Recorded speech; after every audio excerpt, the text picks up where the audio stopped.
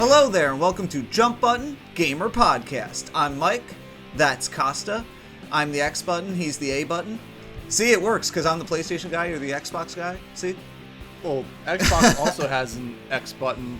That is true. But I mean, I think it's technically called the cross button on Sony, based on those UK like diagrams. So I just always refer to it as X button. It doesn't make any sense that it's called the cross button internally, because none of the first-party games ever describe it as the cross button. Technically, the X button and the A button, depending on the console, is the jump button. See what we did there? Yep. Unless you're playing a Bethesda game, in which case the Y button or the triangle button's the jump button, which is weird. But most games are the X or the A button. And then up until the PS5, it was kind of different in Japan, wasn't it? Wasn't it like the circle button was jump for them or something like that? I'm not sure. I'd never. Or maybe it was the accept button or something. But maybe. Anyway, on today's show, we finally have our hands on an Xbox Series X. That's right, Kosta is now officially happy. Welcome to the current generation of consoles. Good to see you. Now, what's the password? None of your business. All right, fine. You got it. No, literally the password is none of your business. Type that in. So Kosta will regale us with stories of his hunt for the Xbox Series X in just a few minutes. And we will also talk about the next James Bond game is going to be made by the same people who made Hitman. So that will be very interesting. We'll also talk about other roundup of gaming news. But first, Kosta, obviously we took a few weeks break. You know, we had Thanksgiving in there. How did everything go? Did you have a safe and still enjoyable Thanksgiving? Yeah, I would say so. Spent it with my in-laws. Mm-hmm.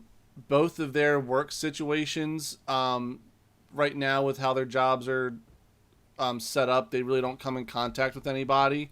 Oh, good. And they've sort of been, operating the same way that my wife and I have, where, we only go out for the necessary things. Sure. Grocery shopping and things like that. So we felt pretty safe going over there and spending the holiday with them. And good. And actually, my brother-in-law, who lives up in Connecticut, actually came down, and same situation for him, where he's just been working from home since like March or April, and he hasn't really been going out and doing anything besides grocery shopping and stuff. So it was nice to spend a few days with them, and it was quiet. It still felt different, even though we were with family, but sure. it was a good time though. Well, that's great. No, that's awesome. Yeah, I mean, our holiday wasn't really too different, except for the fact that we ate dinner outside. So we went to my aunt's house, which isn't too far away from my house, and most of my family has been pretty safe during all this, So I think in general we're comfortable being like around each other. We just didn't feel comfortable like sitting and eating indoors. So we went outdoors to eat, and but yeah, we still kind of had Thanksgiving kind of like normal. We still had the dinner. We went to go Christmas tree shopping right afterwards, which was fun. Even though the first day we went, Julia and I didn't get the tree that day, because we had left our dog in the crate ever since like 8:30 in the morning, and it took us forever to find a proper tree farm that had the right trees. Mm-hmm. So it was getting up to like, I think it was like about like noon, and we were still like finding a place to find a tree, and we were just like, we gotta get back home to our dog. We left him in the crate all morning after leaving him in the crate all night, so we had to get back to him. So we actually just got our Christmas tree earlier today. So awesome. Yeah, it's been a multi-week project at this point to get a tree. Yeah, we have a reusable tree. We put ours up when we got back from visiting my in-laws, like that weekend, so like that Saturday after Thanksgiving. Yeah, you're those people who get artificial trees.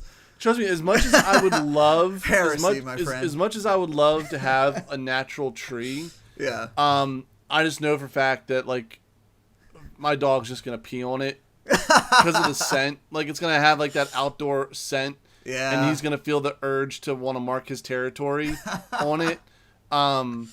That's like really the whole reason. And also that like we also have a cat too, and I would Right. imagine he'll want to like get his claws all up into the bark and stuff of the tree. And Do you get like a freshener, like a car freshener kind of that you put on the tree to give it that smell? Or no? well, Just curious. we've actually started burning like holiday scented candles, and you know my wife Emily, like she's like a candle fanatic. So we're always burning something in the house as far as candles go, and so I think the one where it's got like a, you know, like a pine needle Right. sort of scent to it, and so you know we still get like the Christmas tree smell throughout our home. So you know, but yeah, that's why I like listen. I would love to just go and actually get like a natural tree, but I'm just not willing to chance the mess that could occur with one. Because that day that we went to get trees the first time, we went to about, I think, 2 or 3 different Christmas tree farms. And by the third one, we had already kind of resigned ourselves to the fact, like, okay, it looks like we're not going to get one today. If not, we're probably just going to get one from Lowe's or Home Depot. But we held off, and we did actually find a tree farm that had good Douglas firs that were thick enough, and like it just, we finally found a place, and we got the tree today. So, but it's just so funny how late we're setting up our holiday stuff. Like that's the latest we've ever waited to get a tree. You know, I mean, it's only December 5th, but you know, still, it's only 20 days. We normally have had it for a week by now. Yeah, kind of funny because given that a lot of people on social media were talking about because of the year it's been, they're like, we're setting up our tree like the second Halloween was over, they're like, all right, putting up the Christmas decorations right now. I can't blame them, to be honest. I can't blame wanting to extend the cheer and make this a more, I guess, just a positive end to this year, trying to make the best of a really terrible situation this year has been. Or has put us all in. So I mean, I can't really blame them, to be honest. I really can't. That's exactly what my family did at their beach house. Is like November 1st, all the Christmas decorations went up. I again can't blame them. Yep. I saw a meme the other day where it said January, February, quarantine, December. Is that not super accurate? I mean, at this point, it's going to be like they'll have to change it, like quarantine 2021. Let's kick this show off as we normally do with our now playing section, and obviously we talk about the games that we've been playing recently. Costa, over the last few weeks that we've been away, what have you been playing? Have you played anything on your Series X yet? No, because as of like an hour and a half before we started this recording, I just got my Xbox Series X like in my hands. I managed to get lucky and get it ordered from Best Buy. Okay. The Sunday after Thanksgiving. Nice. For anyone who has been struggling to get a PS5 or an Xbox Series X, I highly advise you follow this Twitter account called Wario64. Okay. Whoever runs this account is very tuned into all types of sales and deals that are on the internet. And so turn on notifications for that Twitter account, and you'll get obviously notified for every tweet. Most of the tweets are things that you probably won't be interested in, but you'll be tuned into when a PlayStation or an Xbox is available somewhere online. Sure. And so I happened to be just watching Netflix, Sunday afternoon, like in the morning, and I saw a Twitter notification pop up, and it said Xbox is available on Best Buy.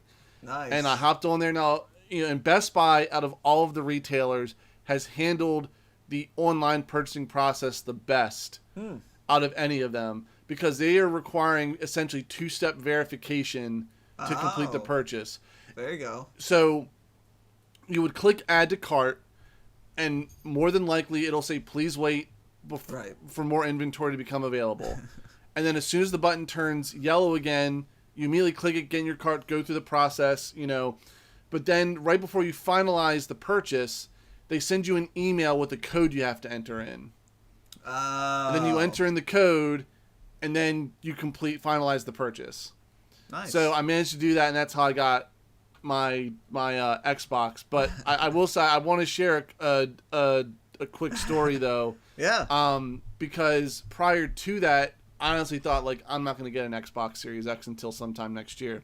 Mm-hmm. I felt so. I don't want to say the word desperate because I feel like if I was actually desperate, I would have like caved in and paid a scalper for one. That's definitely desperation. But I would say I was, trying to be I was proactive enough to want to try and venture out, early the morning of Black Friday to try and get one. So after we left my in-laws' house Thanksgiving night, there were 2 GameStops within like a few miles of my in-laws, and one of them was inside of a mall and the other one was a part of a strip mall. And so we're like, all right, let's drive by the strip mall.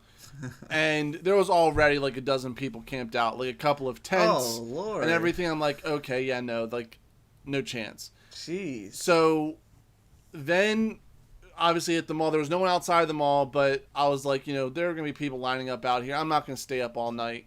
I got to get some sleep. And I was hearing rumors on social media that some Walmarts were going to be selling systems in store on Black Friday. There happened to be a Walmart literally right behind the hotel where we were staying. Oh wow! It would have been a 30-second drive to the Walmart, Yeah. And the Walmart opened at 5 a.m. Ooh. So I set my alarm for because I even told myself, if the line's too long by a certain point, then I'll just go back and go to sleep. Sure. I set my alarm for 4:30 in the morning.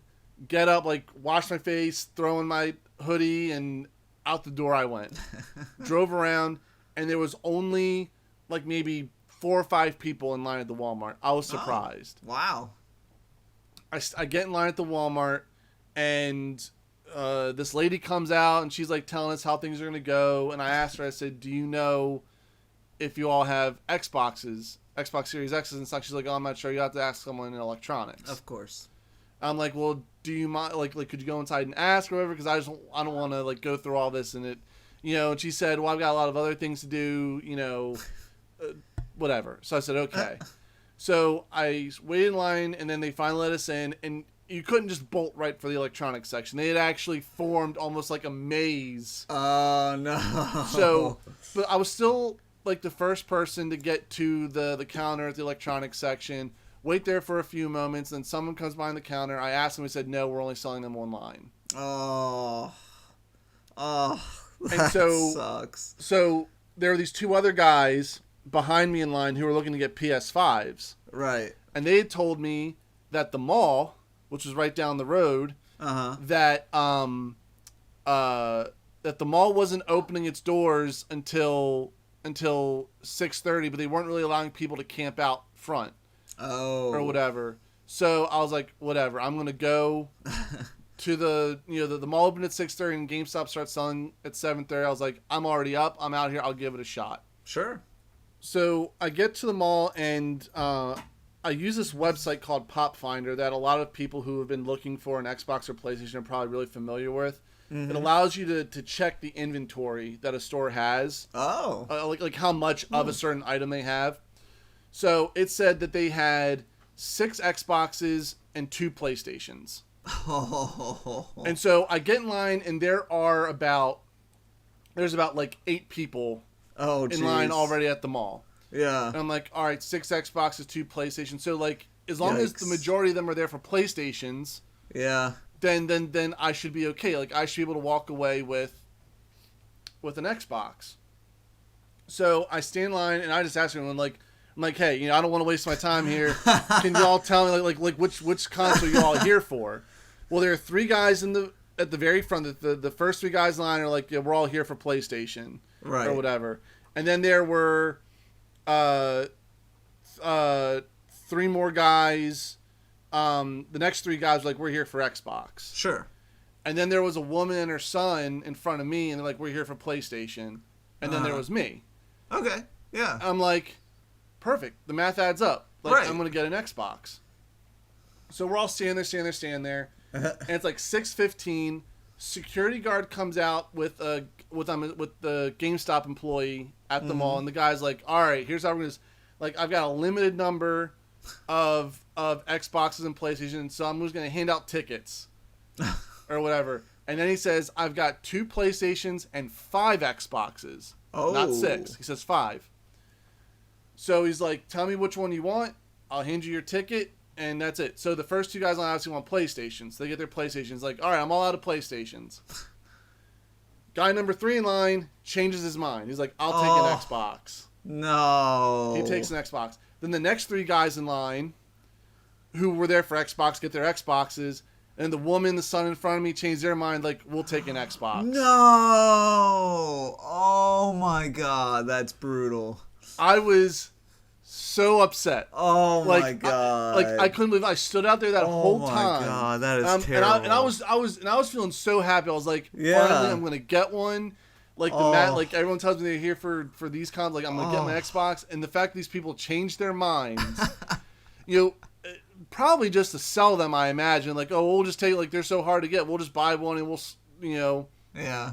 And then I just immediately hopped out. And the guy's like, all right, that's it. Like, all the consoles are accounted for, So if you're here for one of those, and, we're not going to have any more. So I immediately just then hopped back in my car, drove to the hotel, went back to bed. I was so... Yeah. I was miffed. Yeah. I was miffed. Yeah. That sounds like that's putting it lightly. I mean, I literally drove all the way back to because normally, on car rides, I'll listen to music, listen to a podcast, or whatever. Right. Dead silence. Yeah, yeah. I totally sympathize with that moment of just being so angry. It's like, I don't even want to listen to anything. I just want to stew in my anger as I drive. I just could not believe it. And then I walked through to get back into our hotel room. Emily was still sleeping, but she heard me come in, and obviously she woke up and she asked me how it went, and I got on my soapbox for like a half hour, just running my mouth like how irritated I was, but obviously now I can be all is forgiven now, right? I kind of told the story in reverse. I told the good part first, so I still managed to get my Xbox Series X. I also went ahead and I because like in my room here where I have my games and computer set up, I had an older TV, one that I've had for basically ever since I was like freshman or sophomore in college. Oh wow! And I also went ahead and bought a new 4K TV to go with. Good. My Xbox. Yeah, it sounds like you probably needed it at that point. Yeah. I was playing my Xbox One X on it, and it was fine, but but to really take advantage. Yeah, to fully take advantage of the Series X, I went ahead and got a new TV online, and absolutely. So got it all set up. I'm transferring a bunch of data over right now as we speak, and I'll be excited to play it. So I will have more actual opinions on the Xbox next episode, and let you know what I think about it. But I can at least initial impressions. I will say, I love the way it looks. I've always said from the beginning, it looks really nice, even though I haven't seen it in real life. But the design looks really nice. But the thing is too is that I actually feel like it's smaller than the pictures let on. Really, it's interesting. It's like. But it's still got some heft to it, Right. It's still pretty heavy. Yeah. But it's not nearly as tall as I thought it was gonna be. But it looks so nice. I really like the look of it. I like the feel of the controller. So I'm really, really excited to play some of the games that have gotten upgraded. But the real question is, have you tried floating a ping pong ball on top of it? Honestly, let me, not a whole lot of air's blowing out right now from it. I just put my hand over the top of it. There's air blowing out of the top, but not like So much I think it'd actually hold up a ping pong ball. Yeah, I know. That's basically a myth. I remember somebody, I saw like a post on some video game group where they posted a shot of their Xbox Series X and it had a ping pong ball on top, and it said, "Will not levitate ping pong ball, 0 out of 10." Well, you also had the people that were blowing vape into the top of their Xboxes to make it look like it's steaming. It was frying on the inside. Yeah. Oh, do boy. not. It has to go without saying, but please do not blow vape into the top of your Xbox. Isn't that sad that that's something that we would ever have to like say not to do? I mean, just over the last few years, we've had to tell people like not to eat Tide Pods. Yeah, so, that is true. So really not all that surprised. Yeah. So, well, hey, you got it. Again, welcome to the next generation. Welcome to the club. You are part of the elite group now. I tell you, after hearing all the stories about people trying to get a PlayStation 5, I feel even more luckier that I got it when I did, because it's basically impossible to find now. And it's like people I know who have asked me, who have been trying to look for it. I'm just like, I don't know what to tell you. It's like, I got mine way early and I got very, very, very lucky. I had 3 computers all set up. I had, I think, my computer, I had my laptop, I had a tablet, all of them. I had them all, like I had GameStop's website on all of them, and I was just refreshing every one I possibly could. Yeah, we, like I remember because Walmart, which, by the way, Walmart's been by far the worst when it has come to... Well, I mean, they're the ones who started this whole mess by... like releasing the PlayStation 5 pre-orders early when they weren't supposed to. Right. So yeah, they've been pretty awful. Well, well, it's interesting because I remember when the consoles were available for pre-order, GameStop sort of set up like the online queue. Right. Right. To make things a little more fair, which is kind of like what Best Buy did, but in their own unique way. Right. But GameStop, whenever GameStop dropped new inventory, one, it was always bundles, which, right, you know, I mean, I get that GameStop, like, right now isn't doing the best financially. You know, they're closing out a lot of stores or whatever, and they know how desperate people are to get the console, so they're bundling it with a bunch of stuff and charging, like, some of the bundles are borderline $1,000. That's true. You know, and so granted, I did get one of those bundles. Right. But you didn't get like the most expensive one though. Like there was a bundle I saw for, I mean, Xbox and PlayStation both had bundles that were over $900. Ooh, yeesh. You know, you got like an extra controller and like a couple of games and a headset and some other things, like I guess like a Game Pass Ultimate subscription and all this stuff, which fine, but like most people are just looking to get the console. Right. You know, yeah, absolutely. You know, so but GameStop, whenever they would release new inventory or drop new inventory, they weren't doing the queue anymore.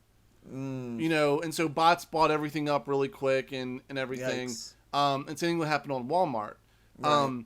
But I remember Walmart did a drop the day before Thanksgiving. Right. And like, you know, I had my laptop open. I had Emily on her phone and everything. We're sitting there and all hands on deck. Within like less than 5 seconds, everything was sold out. Oh my God. You know, I'm just really curious as to why the other retailers, I mean, more so now speaking for people who are still trying to get one. Right. You know, why these other retailers haven't adopted a similar system to what Best Buy's been doing.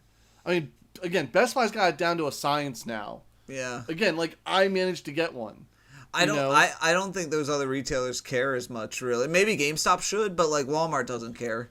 They're just like, here are the pre-orders. I mean, you get them or you don't. Well, I mean, again, they're getting their money either way. Right. Exactly. You know, that's why they don't care. whether it's a scalper that gets them or not. Yeah. You know. Absolutely. But there are some websites. Like I actually heard there was a story online that I saw, but I think it was with a UK retailer. Oh. That canceled over 1,000 orders because they were all all from connected scalpers. to scalpers. Yeah. Right. Yeah. I heard about that as well. Yeah. Yeah. So absolutely. So which is good. I mean that's good. That's a positive sign. You know, some people are looking out. You know, for the consumer. Yeah.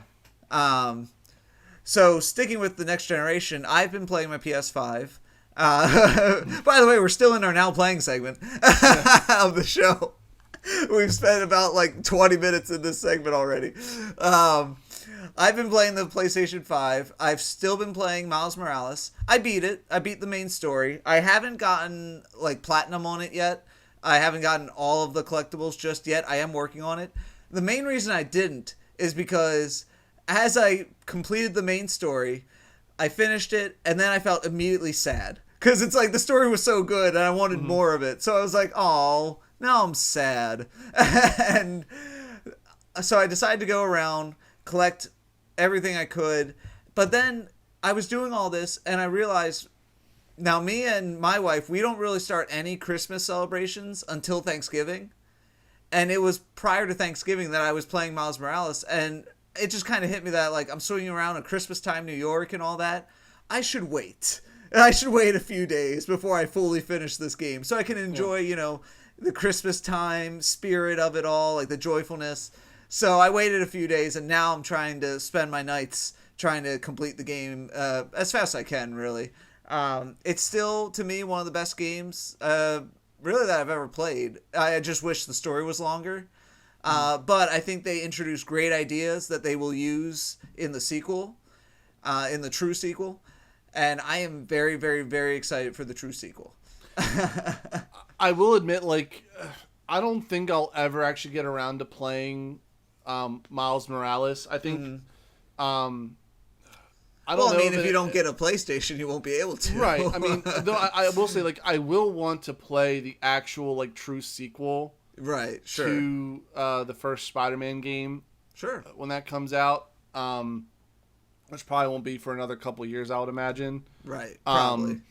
But like, to me, Miles Morales, you know how, like, you watch a Christmas movie only during Christmas season? Yeah. I could see Miles Morales becoming that. Where, like, it's a game I pick up to play just to, like, kind of enjoy the, you know, Christmas time in New York type of feeling. Sort of, like, I can see myself doing that over the next few years. Sure. But, yes, in terms of being excited for the next big Spider-Man game, like I said, this was a good game, and it definitely was more heft to, I guess you could say heft to it than a DLC. Sure. But there was definitely a feeling of, okay, this is definitely a smaller scale story. And at one point, the mission tells you this is the last chance to upgrade before the end of the game. And when I hit that point, I was like, already?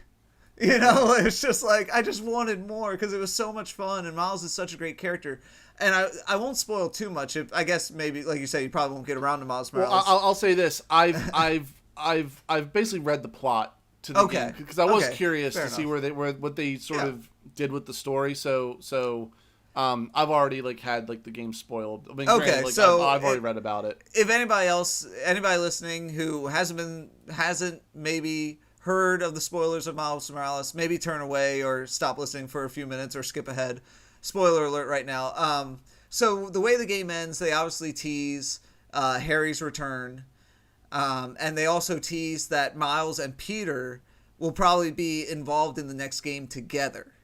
Right. Which will be very, very interesting. It's almost like we're inching closer to my Into the Spider-Verse idea, where you could switch between Spider-Men at any time. Now, granted, the sequel probably won't do it because the way these games are structured, it'll probably have scripted times that you switch to Miles or you switch to Peter, stuff like that. But based on the ending of Miles, I've read some theories about how the ending could play into the sequel. And it's very interesting.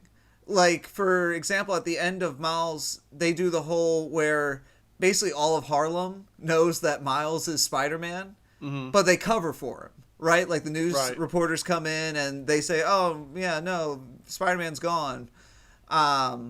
But some people are speculating that maybe that plays into a role in the future. You know, maybe Miles's secret is revealed to a villain in the future, or it's used against him somehow. Right. And maybe that plays him against Peter. You know, I'm very interested because the story could go in so many different ways, and we just don't know what's going to happen right now, and that's super exciting. So I am just super stoked for the next Spider-Man, and that's basically the only game I've been playing, other than like occasionally I've been playing Astro's Playroom. Yeah, but, I do know. I mean, at this point, if you haven't played the first Spider-Man game, then I don't know what to tell you. But I guess spoilers. I should also bring up I started playing the remaster as well. Mm-hmm. And it's definitely interesting, even though this is now like the third time I've gone through this game. But it's still interesting to re-experience it with the new facial expressions, with no load times, with just improved graphics. Mm-hmm. Everything just feels so much better. It's like, this is the right way to play this game. Sure. But I'm curious to know, because obviously they're setting up Harry Osborn to be Venom. Right. Like that's not a secret. Right. No, obviously. Yeah. But I'm wondering with Spider-Man 2, because we haven't. I mean, like Norman Osborn's in the game, but we don't know if he'll be like Green Goblin. Right. You know, but I mean, I would imagine. I mean, we'll probably get Green Goblin and Venom in the. I would imagine. Probably. You know? That'll be. I mean, probably the two. Well, yeah. I mean, Green Goblin, Venom, Doc Ock, probably the top three. Of course. Villains in the Spider-Man canon. So we've already had Doc Ock, and now we have the other two. I almost wonder if they'll come back around to the storyline from the Amazing Spider-Man game, where you ended up playing as Carnage at one point. It was Spider-Man Carnage. Mm-hmm. Or you weren't playing as Carnage. I'm sorry. Carnage Spider-Man was the villain. So he was Spider-Man, but the symbiote had got onto him and basically turned him into Carnage. And you were playing as Venom, trying to beat him. I wonder if a similar story might play around where Miles has to beat Peter, who's been infected by the symbiote. That'd be interesting. I mean, I remember, was it Spider-Man Into the Shadows was one where where Peter had the symbiote, and you could actually switch back and forth between the regular Spider-Man suit and the symbiote suit, and you had different powers and abilities depending on which one you were sporting. Right.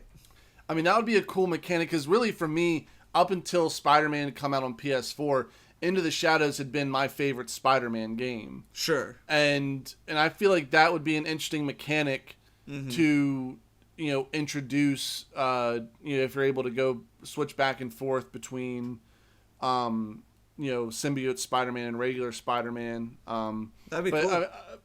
But again, like this is developing into one of the best video game series out there. Absolutely. Especially for a licensed product.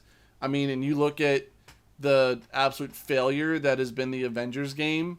I mean, there have really truly only been, at least in recent years, two legitimately good superhero franchises, and that's been the Batman Arkham series and now Spider-Man. Absolutely. Everything else has been garbage.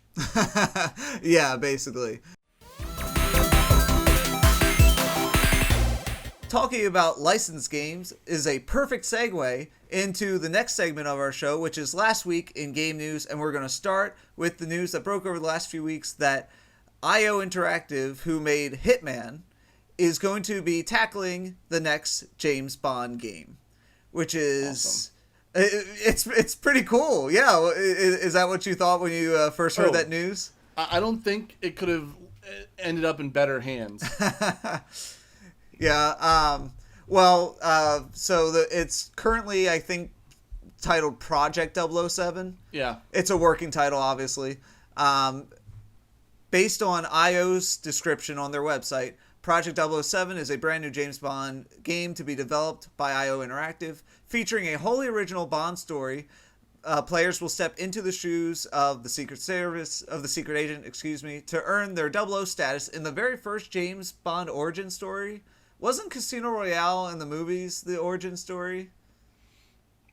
That's what has everybody confused by that wording of that announcement. And this is where it's going to get really interesting, because obviously up until the Daniel Craig version of Bond, there'd always been like this theory that James Bond was just a name given to whoever donned the 007, you know. Right. Which is still something I think if they're going to transition away from Daniel Craig, I still think that's something they should use and address. But that's a different conversation. Well, right. Obviously, with the new Bond movie coming out, was it No Time to Die? Right. They're introducing like a female character who is going to take over the 007 code, you know, because he's no longer 007. Right. Because he's no longer with MI6. So, and he's still James Bond. You know, It's not like this woman comes up and she's like, I'm Jane Bond or whatever, 007, you know. So the Daniel Craig Bond films have sort of pulled away from the idea that the name and the, you know, or like the name Bond isn't like a shared name for whoever 007 is. I know. I still wish they would, though, because that's the only way they're going to be able to explain the transition to the next one. But anyway, we'll see how they handle it. But my point being, though, is like, I'm really interested to see like what approach they take. Like I do believe that. I mean, well, there are two approaches here, because they could either, because I'm wondering, like, could they actually go the route where James Bond, like, you could be male or female character, right? And because they're not calling it James Bond, they're calling it 007. Right. That's a good point. So it gives, but then they immediately say it's James Bond. In the teaser announcement. Oh, okay. Well, but then it'll be would have been a good idea, right? It would have been interesting to see, you know, how does this Bond look? Because I don't think they're gonna make it look like Daniel Craig, because because he's on his way out. So either they do like a facial scan of, you know, a random male actor, just sort of has like, I guess, that generic Bond look.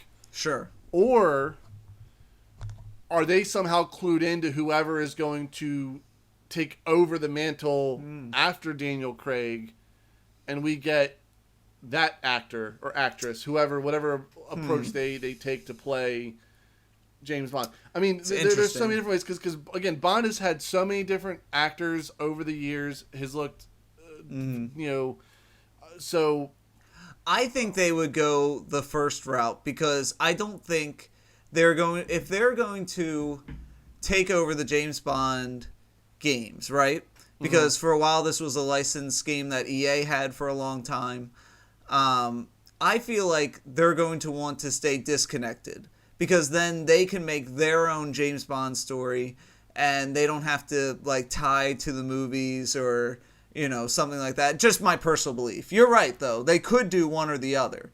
I personally believe that they'll probably do something more along the line of their own version of Bond. Now, you know, because they made Hitman and all that, and they had control over that. I think they'll want to do something similar. I have to feel like for them to get the license and the ability to make this game, they probably pitched it as, we'll make a Hitman style game, but with James Bond. But to do that, we need to control the character to a certain degree, you know, that the movies don't interfere. Because I'm wondering how much say Sony is going to have, because Sony's, you know, their film department or their movie team, like, they own the film rights to James Bond. Right. So I'm wondering how much of a role they'll play in it, because they don't have like an Activision or an EA like, they're doing everything. Right. Like, they're self-publishing this game. So it'll definitely be interesting to see what approach to take. And I hope it, like, obviously, like, Hitman, there are elements to Hitman, the recent iteration of Hitman that some of those elements would work really well in a Bond game. Right. You know, but I'm also wondering how much of it, because Hitman right now is told in not really even chapters, but just like individual like levels. You know, you play the levels and you approach them in different ways. You know, is this going to be like any sort of like a sandbox game at all? Like, is it going to be like, how linear is it going to be? And there are other aspects, I'm sorry. No, finish your thought. No, and there are other aspects too that come into play. Like, obviously you have like the prototypical like Bond girl, like our relationships going to play a role in this game. I mean, it'll be interesting. I'm really curious. You know, of what I've played of the newer Hitman games, I really enjoy them. Sure. So I think the game fell into the right hands, or the license fell into the right hands. But I think the question becomes what makes a great James Bond game? You know what I mean? Because if you think about it, in the history of James Bond games, we really haven't had a whole lot of great ones. We've had some really great ones. You know, there was Goldeneye and there was Everything or Nothing. But beyond those two, name another really good James Bond game. I mean, Nightfire was, after Goldeneye, Nightfire was the last one I had played. And I think there's a consensus that Nightfire was a decent Bond game. But it doesn't stick out, you know? It doesn't. It wasn't memorable. Right. Yeah, and I agree, because I played Nightfire. I especially played the multiplayer of Nightfire, and I thought it was very enjoyable. But does it stick out in your brain as like one of the best James Bond games you've ever played? I mean, no one really talks about any Bond game except Goldeneye. Goldeneye is the only one anyone talks about, but truthfully, though, I think Goldeneye is just from a nostalgia perspective, because like, as a game, Goldeneye doesn't hold up anymore. Oh, of course, no. Are you kidding? And even when they did like the remaster on the Wii, or like, well, actually, no, they put out on all the systems, PS3, Xbox 360, and the Wii. You know, and even then, it didn't really hold up. Yeah, because it was a completely different school of thinking when it came to games back then. You know what I mean? It's completely outdated game mechanics, design mechanics, everything like that, and you had like games like GoldenEye Rogue Agent that nobody liked. You had, misfires like From Russia with Love. They made a game based on that. They even got Sean Connery to come back and voice the character and everything. And yet they completely misfired on it. You know, it was supposed to be like the 007 Everything or Nothing follow-up. And it just did not work. I played it. I was really excited because I thought, oh, this is going to be great. I loved Everything or Nothing. This looks very similar, but it's based on one of the movies. That's going to be really cool. And then I played it, and I'm just like, oh, this is not good. Well, and the license has just kind of toiled away this whole time. You know, the whole time we've had these Craig films, we really haven't had any video game equivalent. No. And that's, we're kind of, this is like what we were talking about with like Hogwarts Legacy and all these other AAA, basically all these games have gone AAA now, where you basically get one of these good games every few years. Spider-Man's like that too, I mean, and it's great. Spider-Man's the best example. So, like I said, now the question becomes, how do you define a James Bond game now? Because whatever IO does is going to define what James Bond games are for, the next 5 years, 10 years? So is the next James Bond game like a cross between Hitman and Uncharted? That's kind of what I feel like it has to be, because Uncharted has some of those James Bond-like moments and scripted sequences and car chases and action scenes, but then also combine it with the stealth and the options of a Hitman game. I think that's kind of like where you should go. But then, like you said, but then there are so many questions even with that. Do you make the levels big, free, and roaming and open world kind of, or do you make them sort of like a scaled back open world, kind of like Uncharted, where you're free to explore, but there's like a path you're supposed to follow? Right. It gets very complicated and very odd, and it's like, I'm excited, but it's also one of those where kind of have to see where it goes, because for what it's worth, for me, I do like the Hitman games, but every single time I play them, I always feel like I'm playing them wrong. Because it always feels like they give you all these options. Like, you can poison somebody's food. You can do this or do this that affects them later in the level. But how do you know to do that when you play it through without playing through multiple times? Right. Well, it's all based on some timing system. Right. The thing is with obviously James Bond, like, they say he has a license to kill, but he's not really like an assassin like Agent 47 is in in Hitman, yeah. you know. So, and he's also got more personality than Agent 47.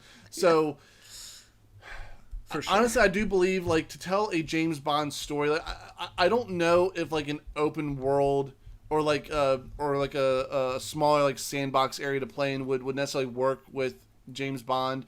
I feel like it would have to be like you said. I feel like that sort of like that cross pollination of Uncharted and Hitman is sort of like that sweet spot. I do believe though if they map their levels to sort of play like Hitman, where they do. I mean, because the maps in Hitman are pretty large for each mission. Absolutely, like you have a lot of places to explore and play around with, and I think that would work well with a Bond game. I think it would be cool if, like Hitman, like you can have like side objectives and things like that with each like level you do. You know, because again, I just don't know how well it would work if you're like, because the idea of side missions in a Bond game doesn't really make sense. Because I feel like Bond as a character, especially like in the films and stuff, he's got his one mission and that's what he's out to accomplish. Like he's not going to get sidetracked to do a completely other different thing. Absolutely. Yeah, no, I think you have to have side objectives that kind of relate to the main objective, but you complete them along the way. Right. Like, everything I'm thinking of is everything or nothing, basically. Because that, to me, was one of the definitive Bond games. It was a great third person, and it made you feel like Bond. You know, like, you could perform cool Bond moments. Like, instead of walking down the steps, if you rappelled out of a window to make it, like, a cool action shot. That was a Bond moment. You know, so I think if they bring stuff like that back, that can juice up the franchise a little bit while separating it a little bit from the competition, because you kind of want it to resemble a movie, but you also don't want it to be so scripted. You want the player to still have their choice and way to play a little bit. Sure. Yeah. Though I could also imagine something like an Arkham Knight sort of situation. Where, you know, because obviously one of the aspects of Bond is he's got his car. Right. You know, he's got his Aston Martin. and I think it would be interesting if you sort of maybe also had like maybe a smaller sandbox and you can just get into your car whenever you want when it's nearby and drive around. Cool. You know, not necessarily have like full-fledged like side missions, but I think like in terms of like where maybe like you have like these smaller things like you can do for like Moneypenny or M or whoever, and obviously like your main mission for MI6 is like the main story and whatnot. Right. I mean, there's so many different ways they could go and make it a great Bond game. Sure. You know, again, I'm really excited to see what they eventually show of it. You know, I'm interested to see what approach they take to Bond like as a character. You know, again, since Bond has had so many different faces over like the last 50 years. Yeah. You know, so it's exciting. You know, again, I of all the developers, I feel like James Bond is in the right hands with IO. We shall see. I certainly hope so. I would definitely be in. Like I said, if it's like a kind of mix of Hitman and Uncharted, I'm in. You got me. So from one stealth action franchise to the next, we move on. Metal Gear Solid movie has reportedly cast Oscar Isaac as Solid Snake. What do we think of this casting decision, Gosta? I mean, if fine it's true, with it. I don't know if it's officially confirmed. This has been reported. It hasn't been confirmed, but if true, does that get you interested in a Metal Gear Solid movie? I mean, I really like Oscar Isaac as an actor. I believe there's a clip of him, I think, doing like a panel at a Comic-Con or something, and he even says that he would really like to, like, Snake was a character that he would like to play one day. And so he might get his wish. Right. Maybe the casting director saw that and was like, hey, maybe we should give him a call. You know, and the thing too is that, you know, Metal Gear, even you know, going back to the beginning, like Metal Gear has been like one of those early pioneer series that, as the technology became available, became more and more cinematic. Right. I mean, people talk about how, was it Metal Gear Solid 4, how that game had, I think, there was technically more time in cutscenes than there was in gameplay. Oh, I think I might be wrong about that, but it was basically a movie. It was basically a movie, and so the source material fits, it works, and again, I feel like Metal Gear is on like that short list of AAA game franchises that I think could transition well. It could. However, I think you just talked into the main problem with adapting it to a screen, is that this series has gone on for so long, has had so many twists and turns, so many main characters, so many like variations on, is it Big Boss, is it Snake, what timeline are we talking about? It's a story that for a lot of people, especially more casual players, I think maybe more players like me, who are just like, I think the Honest Trailer says it best, where it's like, this is either the greatest story series of all time, or this series is just so far up its own ass you don't even know what's going on. And there's kind of, that's what it kind of feels like to me. It's like, I like to think I'm pretty good at following game stories, but Metal Gear Solid 3's story is followable for a while, but then it gets kind of lost in its own thing. And then, I don't know, I wonder how it's going to translate. Are they going to do like a complete origin story? Are they doing, as I'm reading here, it says a live-action adaptation of the 1998 Konami video game. Thanks for listening to Jump Button. But again, I don't know where they're going to take the script. You can watch this episode on YouTube. The story just search Jump Button, or are they going to include elements from the future games? If you have a comment or question for our show, do they start email fresh? Do they start a new podcast at gmail.com? Just try to tell it from the beginning. And it may be featured on future episodes. I think that's the, and if you haven't already, the disconnect here with me with this franchise. Because otherwise I would agree. I mean, now for the longest time, I thought David Hayter, who voiced Snake, should have played him because he looks exactly like him and sounds exactly like him. But I think he's past the role now anyway, because Kiefer Sutherland took it over last, and I think he's a little bit too old now at this point, probably, to pull it off. But is the story going to be too much of an issue translating into a movie? I feel like this is their opportunity to hit the reset button on the series. And I say that because, Hideo Kojima is no longer involved with the series. Like, obviously, he left. He had a pretty bad breakup with Konami, and he's no longer, obviously, he's the creator of Metal Gear Solid. Yeah. But he's no longer involved. And Metal Gear Solid 5, that was the last one he had worked on. So all future Metal Gear games will not be, overseen by Kojima. Right. So I think with this movie, this is a chance for them to hit reset and take the series in a new direction. Okay. Right?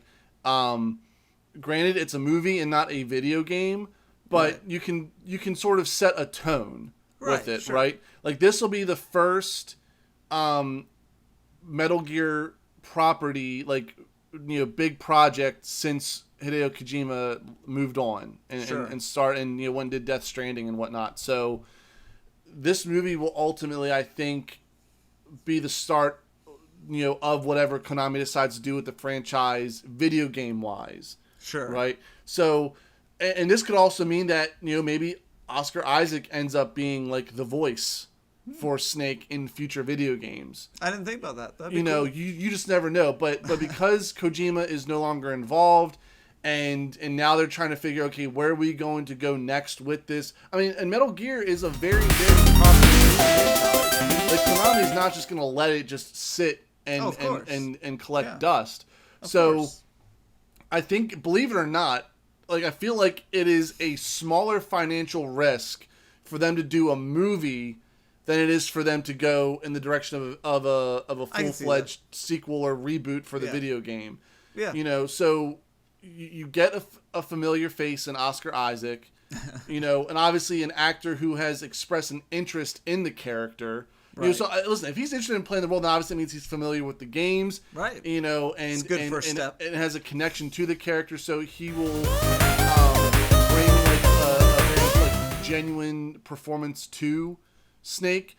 It'll be interesting. I feel like whatever comes of this film is what will ultimately set the tone for the video game franchise moving forward without Hideo Kojima being involved.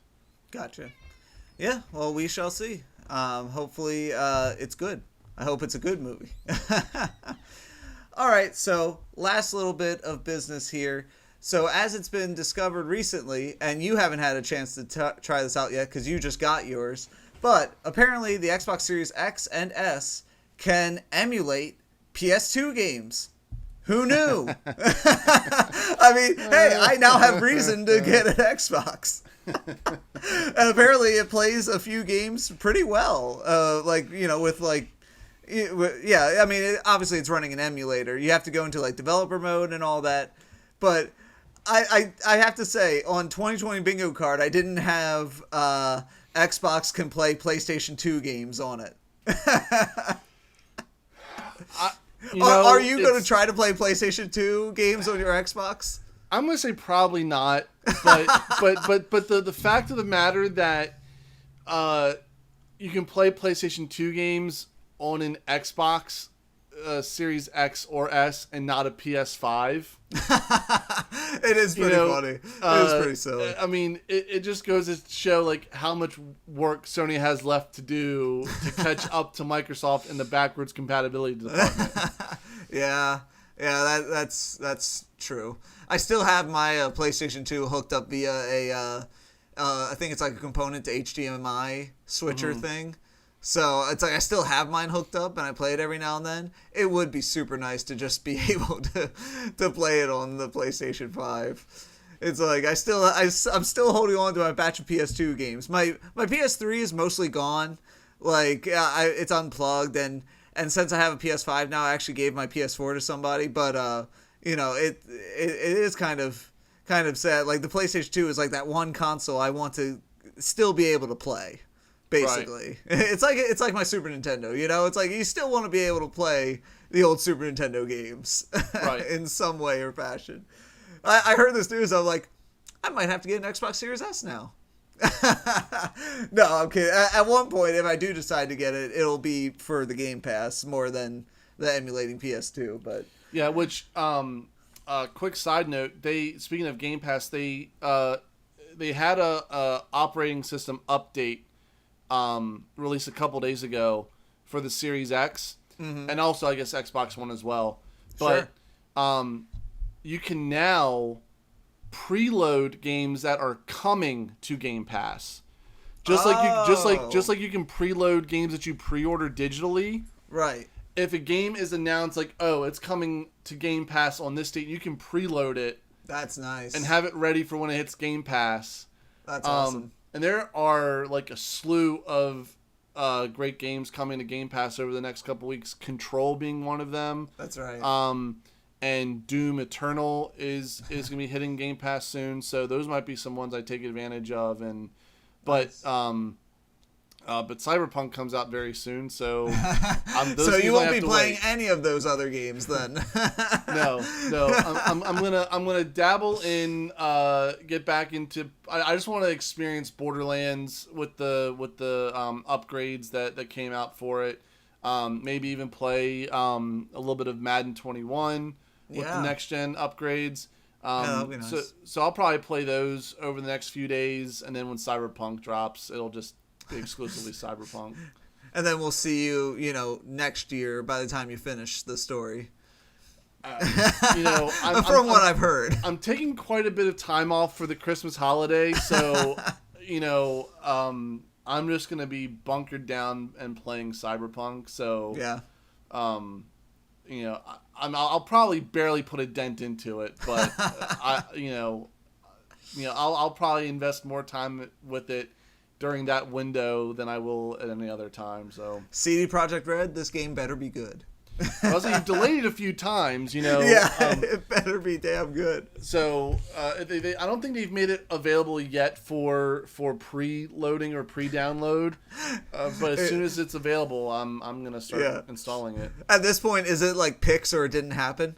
Like you're waiting for that pre-download, then it's like, okay, it's happening. Well, it has to exist because if you remember the last time we did an episode, you know, I'd mentioned how like I wasn't even sure the Xbox Series X even existed until I got my hands on it, and now I do. It's a real thing. I have it.